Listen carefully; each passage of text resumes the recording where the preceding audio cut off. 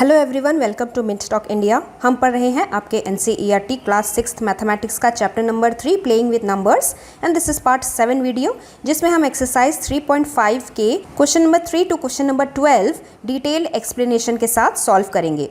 Exercise 3.5 का question number 1 and question number 2 is available in the part 6 video. The link for other parts of this chapter is given in the description box below, or you can see the playlist of class 6th mathematics in Mintalk India channel. But before we start today's class, here is a short introduction about me. So let us start today's class. Question number 3. Which factors are not included in the prime factorization of a composite number?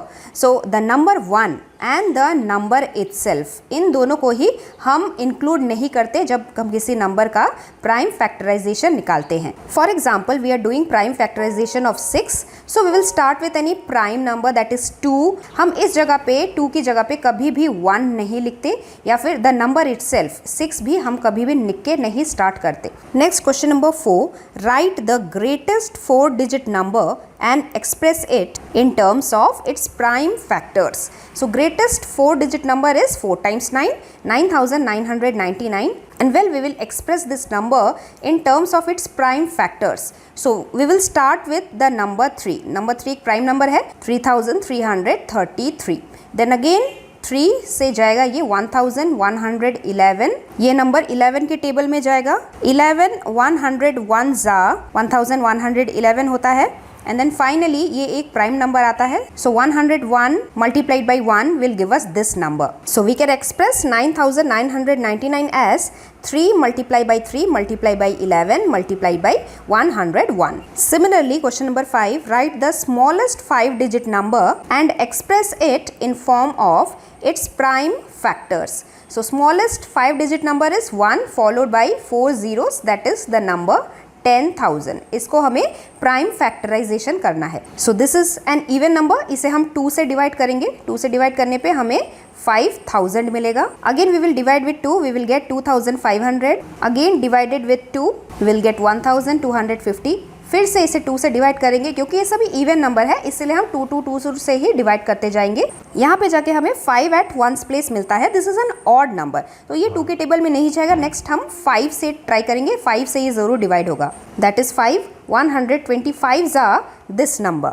Now this number is also divisible by 5. 525 जा 125 होता है। Then again by 5, 5 5 जा 25। फिर से 5 लिखेंगे, 1 5 1 जा 5, और इस तरीके से खत्म हो गया। So prime factors of 10,000 1 2 3 4, 4 times 2 and again 4 times 5. So this is our final answer. In next question number 6, find all the prime factors of 1729 and arrange them in ascending orders, and now state the relation if any between two consecutive prime factors। तो हमें सबसे पहले इनके prime factors निकालने हैं, उनको ascending order में arrange करना है, और फिर दो कंसेक्यूटिव प्राइम नंबर्स के बीच में क्या कोई रिलेशन है वो फाइंड आउट करना है। So let us first do the prime factorisation of 1729। This number is divisible by 7। 247 sevens are this number. Again this number is divisible by only 13. 13 19s are this number. This number is a prime number, तो ये सिर्फ 19 के table में ही जाएगा। 19 1s are 19. If you observe 7 13 and 19, 3 are prime numbers only. अब हमें इन्हें ascending order में अरेंज करना है, ये तो वैसे ही ascending order में है। This is the smallest followed by 13 and 19 is the largest number. अब इनमें कोई रिलेशन है क्या? Yes, the difference between these two number is 6. Again the difference between 13 and 19 is the number 6. Consecutive का मतलब होता है जो एक के बाद एक आता है। तो पहला प्राइम फैक्टर 7 है, उसके बाद का प्राइम फैक्टर है 13, तो इन दोनों के बीच का डिफरेंस है 6। तो वही हम लिखेंगे, the relation is the difference between two consecutive prime factor is number 6। Next question number 7, the product of 3 consecutive numbers is always divisible by। कोई भी 3 consecutive नंबर को अगर हम मल्टीप्लाई कर देंगे तो वो जो आंसर बनेगा, प्रोडक्ट होगा, वो 6 से हमेशा डिवाइड होगा। Verify this statement. वेरीफाई का मतलब इस स्टेटमेंट को आप साबित कीजिए, प्रूफ करिए that this is true. Verify this statement with the help of some examples. So this statement is actually true.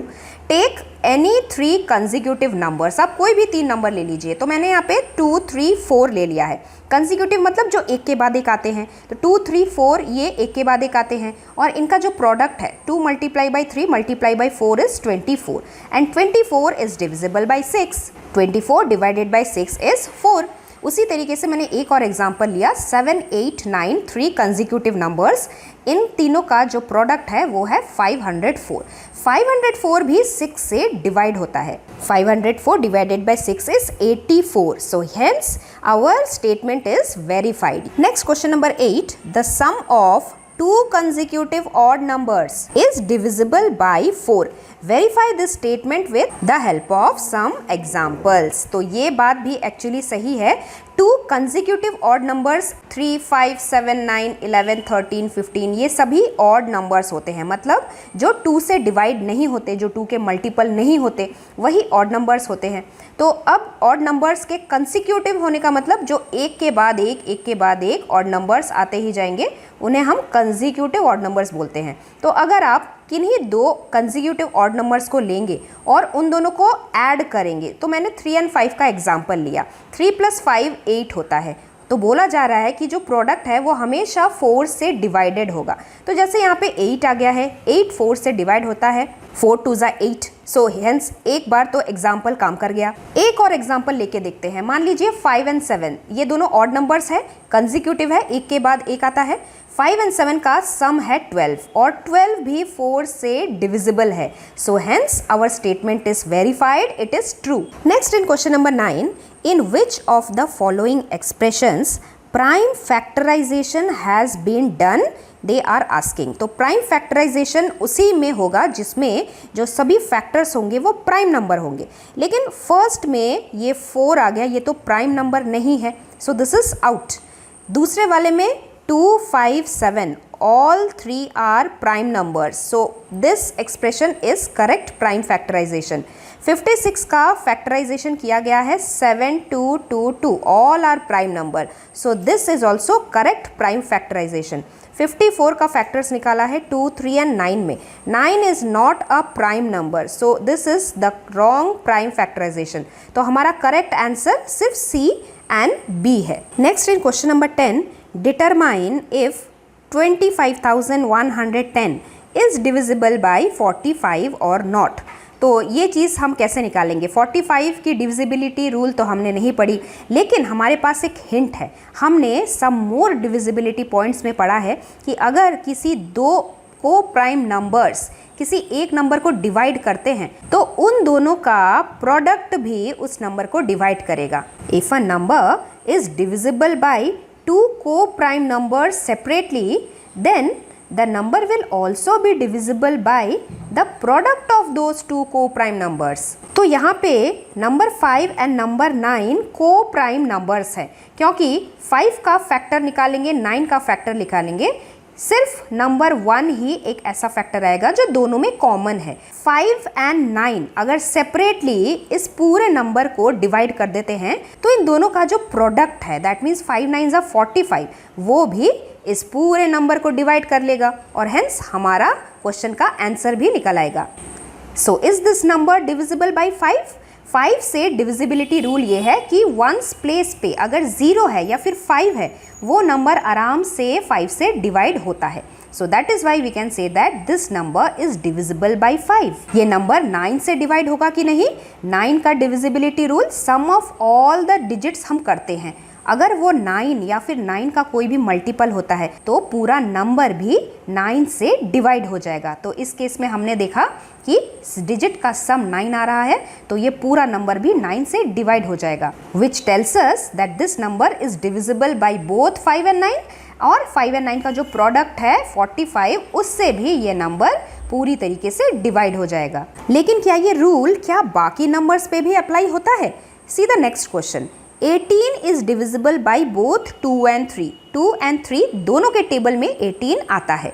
It is also divisible by the product of these 2 number 6। 2 and 3 का जो product है 6 से भी 18 पूरी तरीके से divide हो जाता है। 3 6 जा 18 होता है। अब ऐसा इसलिए हुआ क्योंकि 2 एंड 3 ये दोनों को प्राइम नंबर्स हैं और को प्राइम नंबर्स का रूल अभी अभी हमने क्वेश्चन नंबर 10 में देखा। Similarly A number is divisible by both 4 and 6। एक नंबर ऐसा है जो 4 and 6 दोनों के टेबल में जाता है। क्या हम ऐसा बोल सकते हैं the number must also be divisible by the product of 4 and 6 that is 24। क्या 24 से भी वो नंबर डिवाइड हो जाएगा? अगर नहीं होगा तो एग्जाम्पल के साथ अपने आंसर को साबित कीजिए, जस्टिफाई कीजिए। पहली बात, ऐसा तो नहीं होगा, it will not happen. Why? Because this rule applies only to coprime numbers, जबकि हमारे क्वेश्चन में जो 4 and 6 है ये दोनों को प्राइम नंबर्स नहीं हैं, क्योंकि को प्राइम नंबर्स वही होते हैं जिनके सिर्फ नंबर 1 ही कॉमन फैक्टर्स होते हैं, जबकि 4 and 6 के कॉमन फैक्टर्स में नंबर 2 भी है। So 4 and 6 are not coprime numbers. That is why we can not say that the number which is divisible by 4 and 6 will be divisible by the product of 4 and 6, that is 24 also. Let us see the last question, number 12. I am the smallest number having 4 different prime factors. मैं एक ऐसा number हूँ, सबसे smallest ऐसा number हूँ जिसके total 4 factors हैं और ये चारों प्राइम फैक्टर्स है, प्राइम नंबर्स हैं। Can you find me? क्या हम ये वाला नंबर फाइंड आउट कर सकते हैं? Yes, we can find out. Factor को मल्टीप्लाई करके ही तो हमें प्रोडक्ट मिलता है, और 4 different prime numbers in ascending order अगर हम लेंगे तो हम क्या लेंगे? 2 3 5 7, ये ही सबसे छोटे वाले प्राइम नंबर है इन असेंडिंग ऑर्डर, और इन्हीं को अगर हम मल्टीप्लाई कर देते हैं 2 multiply by 3 multiply by 5 multiply by 7, हमें जो नंबर मिलता है that is 210। This is the smallest number which has 4 different prime factors and this is the answer. अगर 2 की जगह पे मैं 11 ले लेती हूँ तो क्या आंसर आएगा? नहीं आएगा, स्मॉलेस्ट नंबर नहीं आएगा। स्मॉलेस्ट आंसर मुझे तभी मिलेगा जब हमारे फैक्टर्स भी छोटे होंगे। Next in our part 8 video we will study about highest common factor, जिसे हम शॉर्ट फॉर्म में HCF भी बोलते हैं। तो अगर आपको सभी क्वेश्चंस अच्छे से समझ में आए, अच्छा लगा, तो जल्दी से लाइक बटन को प्रेस कीजिए और साथ ही साथ मुझे भी कमेंट करके जरूर बताइए, and also share with your friends so that they can also understand this topic very well. Thanks for watching, and do like, share, subscribe our channel Mint Talk India for more upcoming videos.